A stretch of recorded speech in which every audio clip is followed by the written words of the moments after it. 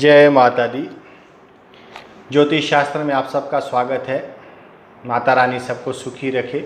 हमारी जो सीरीज़ है लाल किताब के अनुसार चंद्र दूसरे भाव में अगर बैठे हो तो जातक को किस प्रकार का फल प्राप्त करवाते हैं, ये विषय की संपूर्ण जानकारी आपको देंगे। इस विषय की चर्चा करेंगे और साथ ही दोस्तों आपको ये वीडियो अंत तक देखना है। जब तक आपका ये वीडियो अंत तक नहीं देखते हैं तब तक आपको इसके लाभ प्राप्त नहीं होंगे, क्योंकि अब यहाँ पर उपाय आपको जो बताते हो जीवन काल में उसे नोट करके आपको अपनाना है और उपाय को कहीं ना कहीं जीवन में परिवर्तन लाने में वो सक्षम होते हैं। तो ऐसे उपाय को आपको छोड़ना नहीं है। और साथ ही अगर आपने अभी तक हमारा YouTube चैनल सब्सक्राइब नहीं किया, सब्सक्राइब करिए, लाइक और शेयर करना भी ना भूलें और बेल आइकन ज़रूर प्रेस करें ताकि जो हमारी आने वाली वीडियोस का नोटिफिकेशन आपको प्राप्त हो सके।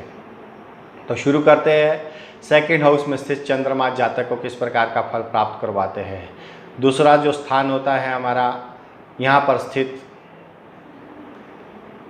बृहस्पति और शुक्र का संबंध इस ग्रह से हो जाता है।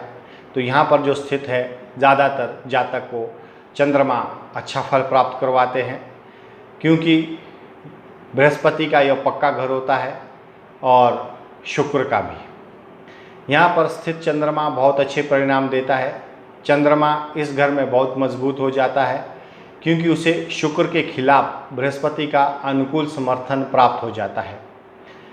इस कारण यहाँ पे चंद्रमा और भी अच्छे परिणाम देता है। ऐसे जातक के बहनें नहीं हो सकती है और निश्चित रूप से भाइयों की प्राप्ति हो सकती है। लेकिन यदि ऐसा नहीं होता है तो जातक की पत्नी के भाई अवश्य ही होते हैं। जातक को पैतृक जो संपत्ति का हिस्सा है वो अवश्य ही प्राप्त होता है। साथ ही ग्रहों की स्थिति जो भी हो, यहाँ पर चंद्रमा जातक के वंश को ज़रूर आगे बढ़ाता है। जातक की शिक्षा अच्छी होती है और साथ ही भाग्योदय में उसे सहयोग मिलता है। चंद्रमा की चीज़ों से जुड़े व्यवसाय लाभप्रद साबित होते हैं। जातक एक प्रतिष्ठित शिक्षक भी हो सकता है। 12वें भाव में अगर यहाँ पर स्थित केतु हो तो ऐसे जातक के लिए शिक्षा या पुत्र से वंचित रहने का योग बन जाता है।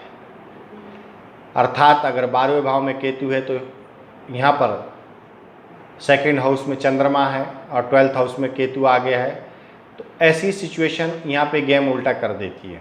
जितनी मैंने अच्छी बातें बताई थी तो यहाँ पर इसमें आपको बाधा आती है पुत्र से संबंधित और आपकी शिक्षा से संबंधित। तो अगर आपके भी जीवन काल में ऐसा कुछ हो रहा है कि आपको यहाँ पे चंद्रमा स्थित अच्छा फल प्राप्त आपको नहीं करवा रहे हैं, आपको अच्छा फल प्राप्त नहीं हो रहा है, तो आपको जो हम उपाय बताते हैं उसको नोट करिए और अपने जीवन काल में उन उपाय को करके अपने जीवन को बदलिए, क्योंकि कर्म आपके हैं तो भाग्य भी आपका ज़रूर बदलेगा। आप अच्छे कर्म करोगे, आपको भाग्य भी अच्छा ज़रूर प्राप्त होगा।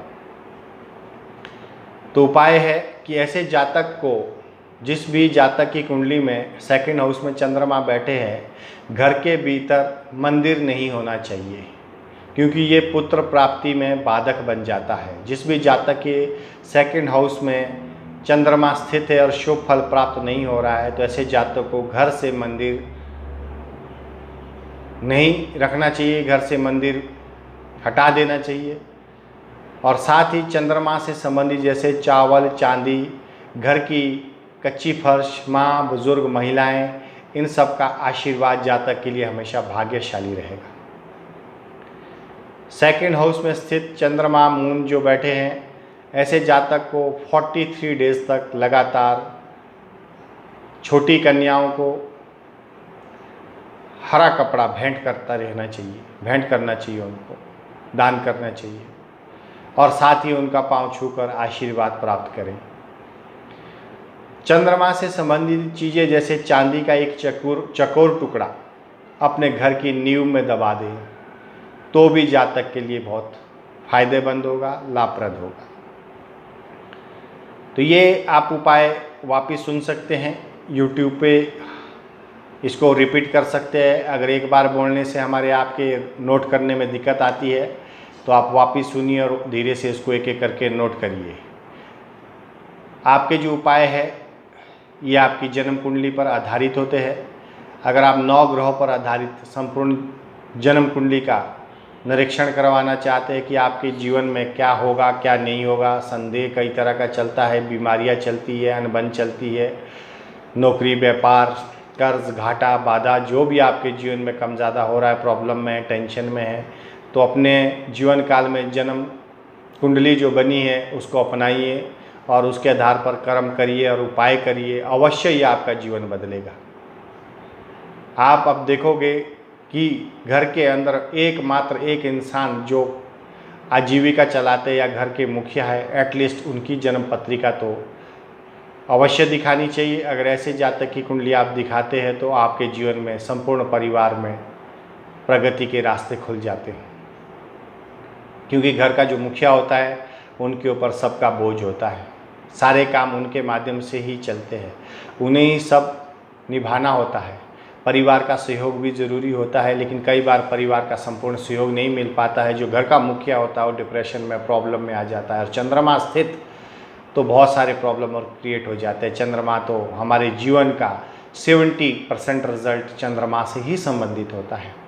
तो सबसे पहले अगर चंद्रमा को आप ठीक करते हैं, अगर उसके द्वारा कुछ प्लैनेट हमारे ऐसे जन्म कुंडली में बने हैं जिसके कारण बुरे प्रभाव हमारे जीवन में आ रहे हैं, तो आप अवश्य ही एक बार हमें संपर्क करें, कॉल करें और संपूर्ण जानकारी प्राप्त करें। आज का विषय मैं यहीं पे समाप्त करता हूँ। हमारी ये जो 9 ग्रहों पर आधारित सीरीज़ है कंटिन्यू चलती रहेगी। माता रानी सबको सुखी रखे, स्वस्थ रखे, यही कामना के साथ आज का विषय मैं यहीं पे समाप्त करता हूँ। जय माता दी।